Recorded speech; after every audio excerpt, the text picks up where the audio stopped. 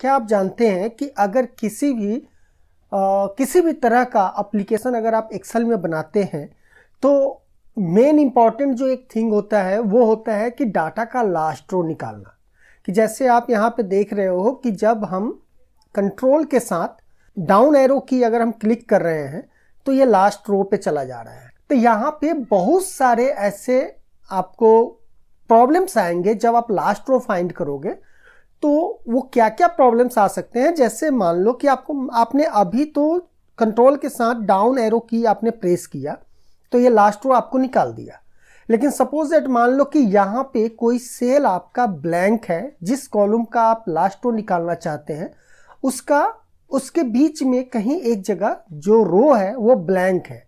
उस केस में अगर आप कंट्रोल के साथ डाउन एरो की प्रेस करेंगे तो ये लास्ट रो पे नहीं जाएगा। ठीक है, उसी तरह कॉलम अगर आपको निकालना है तो आप कंट्रोल के साथ राइट एरो की को अगर प्रेस करेंगे तो लास्ट रो पे चला जाएगा। लेकिन अगर इस केस में अगर कोई ब्लैंक कॉलम बीच में है तो फिर अगर आप चाहेंगे लास्ट कॉलम फाइंड करना तो आप नहीं कर पाएंगे।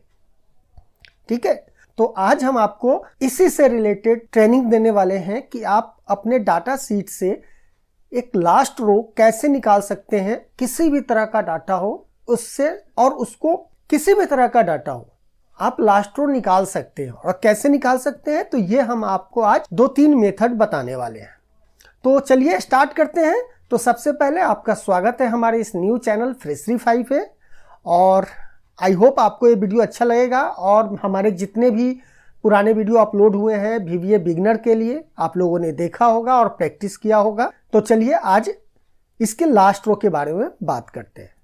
तो चलिए सबसे पहले तो हम करते हैं कि अभी हम एज्यूम करते हैं कि यहाँ पे कोई भी डाटा मेरा ब्लैंक नहीं, कोई भी कॉलम या रो मेरा ब्लैंक नहीं है। तो हम इसका VBA के थ्रू हम लास्ट रो इसका कैसे निकालेंगे। तो VBA में जाने के लिए हमने बता रखा है डेवलपर टैब में विजुअल बेसिक पे क्लिक करेंगे तो आप VBA एडिटर में चले जाएंगे, या अगर यहाँ पे डेवलपर टैब ना दिख रहा हो तो आप फाइल मेनू पे यहाँ पे ऑप्शन का बटन होगा, इसमें आपको कस्टमाइज रिबन में जाना है और यहाँ पे डेवलपर टैब को चेक कर देना है। ठीक है, ओके। उसके बाद अगर आप डायरेक्ट जाना चाहते हो तो आप शॉर्टकट की F11 प्रेस कर सकते हैं।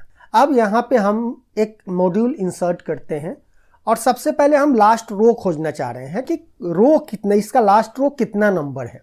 तो अभी 19 नंबर है।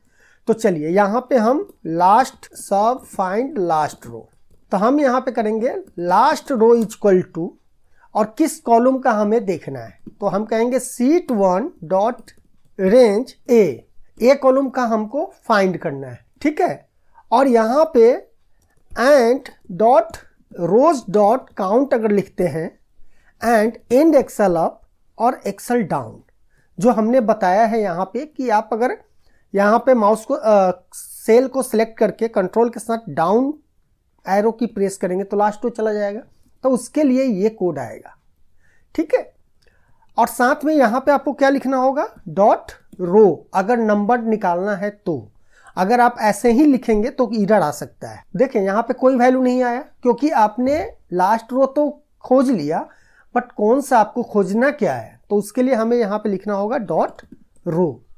अगर अब इसे आप रन करेंगे तो यहाँ पे ये लास्ट रो कितना बता दिया, 10,48,576। अब ये क्या हो गया, ये क्या वाला हो गया, ये डायरेक्ट सबसे नीचे क्यों चला गया। चलिए तो मैं बता रहा हूं, यहाँ पे जो है ए एंड रोज काउंट हमें नहीं करना है, क्योंकि ये क्या है कि जब आप इसको रन करेंगे तो ये रोज काउंट देखिए कितना हो गया, ये 10,48,576 से नीचे की तरफ हम देख रहे हैं। इसीलिए हमको अगर ऊपर से नीचे की तरफ आना है तो क्या करना होगा, A1 से नीचे जाओ और देखो कि लास्ट रो कौन सा है। अगर अभी आप यहाँ पे F8 प्रेस करेंगे तो यहाँ पे 19 नंबर रो आ गया। फाइन, चलिए ये तो एक मेथड हो गया कि अगर आप ये पूरा कंफर्म है कि आपके डाटा के बीच में कहीं भी रो खाली नहीं है। लेकिन सपोज दैट मान लो कि यहाँ पे आपका कोई रो खाली है। अब इस केस में अगर आप इसको रन करेंगे तो ये लास्ट रो इसका देखिए 8 बता रहा है। 8 क्यों बता रहा है, क्योंकि इसे जो ब्लैंक सेल मिल गया, काउंट यहाँ से करते हुए आया, यहाँ पे ब्लैंक मिल गया तो छोड़ दिया इसे, ये 8 को ही मान लिया लास्ट रो। फाइन। तो चलिए, ये तो इस केस में था कि जिस केस में आपका कोई भी रो ब्लैंक नहीं है। लेकिन सपोज दैट मान लो कि आपका ब्लैंक है, तो आप कैसे निकालोगे लास्ट रो? तो चलिए अभी इसको हम कमेंट कर देते हैं और यहाँ पे last row sheet 1 dot range, और यहाँ पे कॉलम तो हमारा सेम रहेगा। एंड चलिए पहले मैं आपको प्रैक्टिकली बता दूं कि कैसे काम करेगा कोड। सपोज दैट मान लो कि सबसे अगर आप नीचे चले गए, सबसे नीचे चले जाओ, आप इस रो पे चले जाओ 10,48,576, और यहां से कर रहे हैं ऊपर देखना शुरू करो, तो कंट्रोल के साथ अप एरो की अगर प्रेस करेंगे तो लास्ट रो पे आ गए, यहाँ इस पे 20 पे आ रहे हैं आप। ठीक है, तो वही चीज हम यहां पे करेंगे कि last row equal to sheet 1 dot range, और अभी थोड़ा देर पहले मैंने बताया आपको कि एंड के साथ अगर रोज डॉट काउंट लिखेंगे तो इसका मतलब क्या होता है, ये टोटल आपके सीट में जितने भी रोज हैं उस सबको काउंट कर लेता है।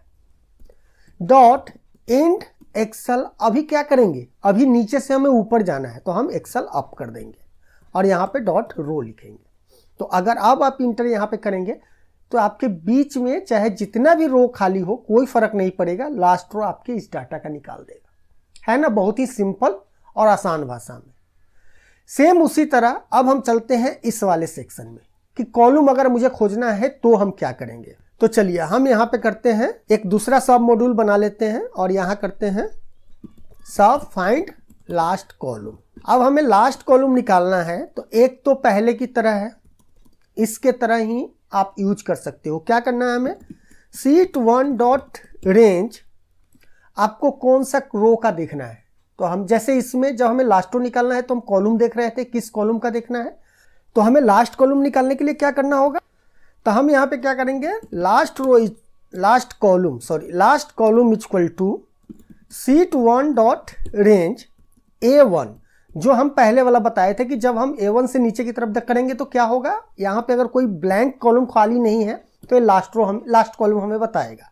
तो यहाँ पे करेंगे dot end excel to left dot column. अब इसको अगर आप रन करेंगे तो यहाँ पे कितना दिखा रहा है, 1 नंबर।